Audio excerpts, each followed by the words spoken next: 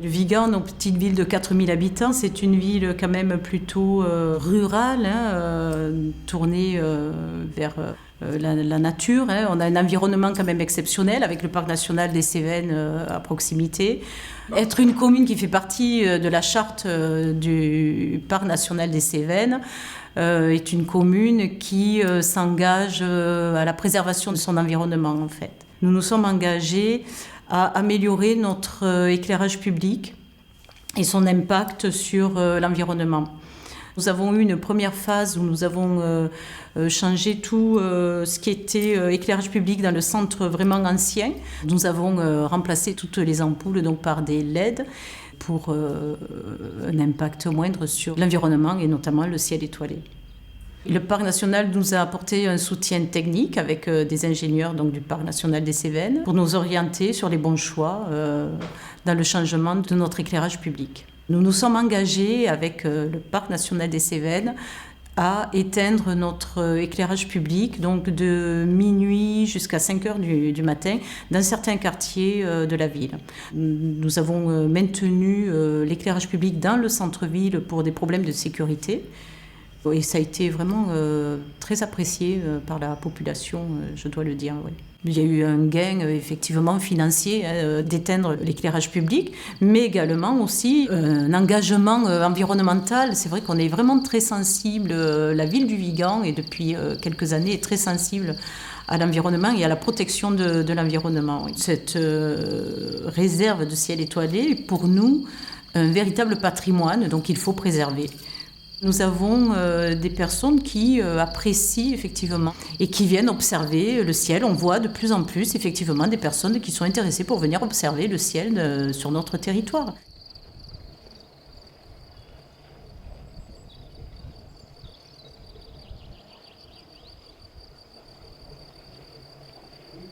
Alors, le parc national des Cévennes, c'est quelque chose qui est important au niveau du territoire, au niveau économique, mais aussi au niveau social, puisque ça génère donc de l'intelligence sur le territoire, et ça c'est quelque chose de positif.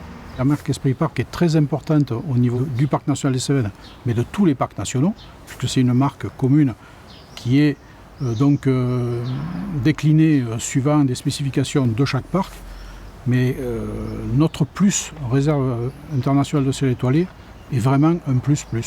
Notamment sur le tourisme, je n'avais pas réfléchi et vu l'importance de ce label.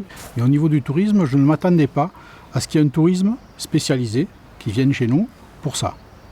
13e donc, réserve internationale de ciel étoilé. Alors au départ, c'est une volonté qui a été faite, une prise de conscience au niveau de l'énergie et au niveau de la pollution.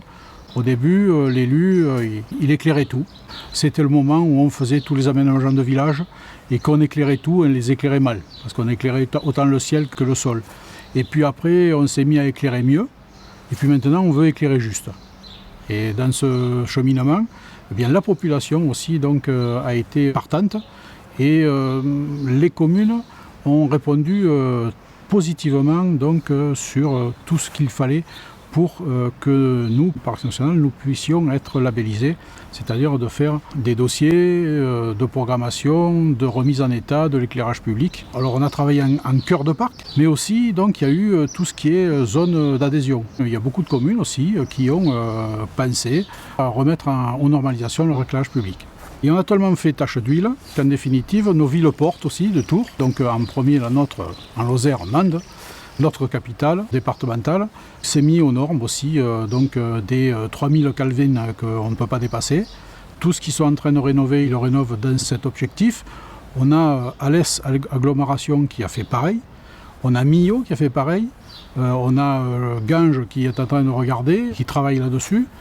Et puis on est allé même plus loin. On a été approché par Montpellier donc, Métropole, qui elle aussi donc, s'est dit tiens, on pourrait faire quand même quelque chose de mieux et donc d'éclairer juste. Il y a aussi des belvédères qui vont être mis donc en place pour que les gens puissent faire des circuits nuits. On a des associations qui viennent notamment de Montpellier ou d'ailleurs, qui sont sur notre territoire et qui viennent depuis longtemps donc, regarder les étoiles. Et c'est là où on voit l'importance de garder notre territoire comme il est et de l'améliorer. Vraiment, il y a une portée patrimoniale qui est importante. Au niveau de l'obscurité en Cévennes, au jour d'aujourd'hui, trouver des compromis. On est arrivé avec une technique qui s'appelle l'affaiblissement de la luminosité.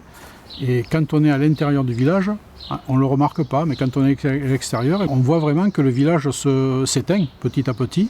Alors on n'est pas totalement dans la nuit, mais avec les techniques d'éclairer vraiment que le sol, eh bien on pollue beaucoup moins et on pollue presque plus. Pour une catégorie de personnes, il faut qu'il y ait de l'éclairage pour se sentir en sécurité. Donc on a fait ces compromis.